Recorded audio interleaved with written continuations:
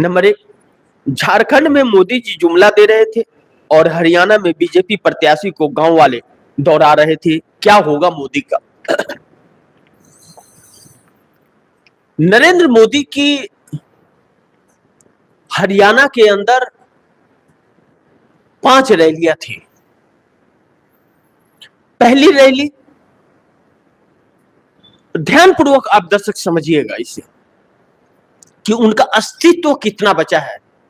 मैं इस चीज पर विश्लेषण करूंगा कि प्रधानमंत्री नरेंद्र मोदी के 10 साल के कार्यकाल के बाद क्या अस्तित्व है इस वक्त देश में, और देश की नजरों में क्या है मोदी। सच्चाई जमीन धरातल पर टीएफडी इंडिया के रिपोर्टरों द्वारा दिए गए रिपोर्ट के आधार पर, हम लोग दूसरे चैनलों के रिपोर्ट को नहीं डिस्कस करते, हम लोग खुद के चैनल के रिपोर्टर्स के ऊपर डिस्कस करते हैं। आप दर्शकों को भी यह पता है। नरेंद्र मोदी की पहली रैली, नंबर 1, उन्होंने रैली की 5000 लोग आए। उस 5000 लोगों में 2,500 से 3,000 वह सुरक्षा कर्मी थे, जो सिविल ड्रेस में होते हैं। सुरक्षा कर्मी थे, पुलिस वाले थे। पुलिस वाले ड्रेस में होते हैं और जो सुरक्षा कर्मी उनके होते हैं वह सिविल ड्रेस में ज्यादातर होते हैं। 2,500 से 3,000, तकरीबन 150 से 200 वह टेंट वाले थे, जो टेंट बनाते हैं प्रधानमंत्री के लिए, स्टेज जो होता है। 1,000 लोग तकरीबन भारतीय जनता पार्टी के वह पदाधिकारी थे। क्या थे? पदाधिकारी। 3,000 और 1,000, 4,000 और 200, 4,200, 800 लोग मात्र, वह भी भारतीय जनता पार्टी के सदस्य जो थे वह आए थे। यानी कि बाहरी एक व्यक्ति भी उस सभा में नहीं था। फ्लॉप हो गई वह रैली। नंबर 1 रैली फ्लॉप हो गई। नंबर 2 रैली, नंबर 2 रैली जब उन्होंने किया कुरुक्षेत्र के अंदर, नंबर 2 रैली में उनके 22 विधानसभा कंस्टिट्यूएंसी का रैली रखा गया कि ज्यादा कंस्टिट्यूएंसी का रहेगा लोग तो ज्यादा भीड़ आएगी, तो 22 विधानसभा सीटों का एक रैली रखा गया। उस 22 विधानसभा रैली में मात्र 10,000 लोग आए टोटल। आप सोचिए, इन 10,000 में 2,500 से 3,000 नरेंद्र मोदी के सुरक्षाकर्मी, और इतनी बड़ी रैली का आगाज किया गया था तो उसमें 200 से 250 तकरीबन वह टेंट वाले, क्योंकि व्यवस्थाएं बड़ी थी। उसके बाद कम से कम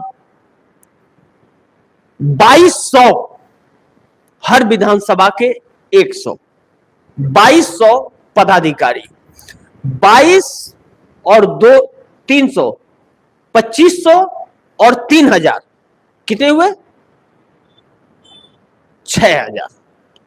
यानी कि 22 कंस्टिट्यूएंसी के जो इनके पदाधिकारी और प्रत्याशी थे, उनके ड्राइवर भी थे। जितनी गाड़ियां आई थी तो तकरीबन 200 ड्राइवर थे, 200 गाड़ियां तकरीबन थी। तो यह हो गया 6,500 के आसपास। यानी कि 22 विधानसभा सीटों से मात्र 3,500 लोग नरेंद्र मोदी की रैली में आते हैं। 10 साल प्रधानमंत्री रहने के बाद यह परिस्थिति और यह मान्यता प्रधानमंत्री का है इस देश के।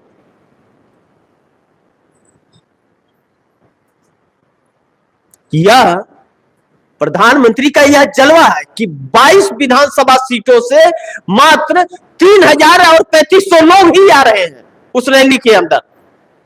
तो साख कहां उसकी बची, उसकी विश्वसनीयता कहां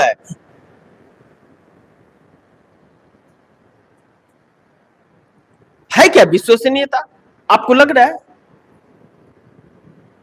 उसके बाद में चौथी रैली उनकी कैंसिल हो गई, तीसरी रैली कैंसिल हो गई, चौथी रैली हुई। चौथी रैली में उनके 10,000 लोग तकरीबन आए। छोटा टेंट बनाया गया, 5,000 लोग अंदर और 5,000 लोग तकरीबन बाहर। वह दिहाड़ी पर लाए गए। जब फ्लॉप रैली हो गई तो एक रैली कैंसिल हो गई, तीसरी रैली चौथी रैली में दिहाड़ी मजदूरों को पकड़ पकड़ करके पैसे बोल करके लाया गया कि आपकी मजदूरी हम देंगे। और रैली समाप्त होने के बाद लाने वाले प्रत्याशी गायब, उनको मजदूरी नहीं दिया।